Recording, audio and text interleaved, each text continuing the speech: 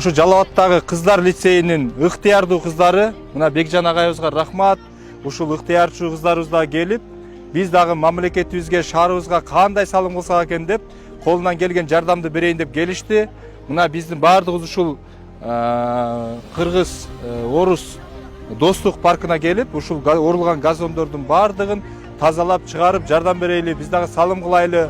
Биз дагы ушул башка университеттеги, башка окуу жайлардагы кыздарга, студенттерге үлгү болойлу, эстафета кылып биз баштап берейли, шаарыбызды таза кармайлы деп, мына сиздер ыктыярдуу түрдө келип отурасыздар. Сиздерге ыраазычылык билдирип, рахмат айтабыз.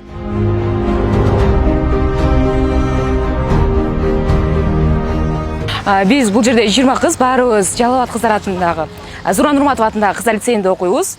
Бул жакка мындан алдын келген эмескем, бирок мындай караганда жаман эстетика сонун жер экен.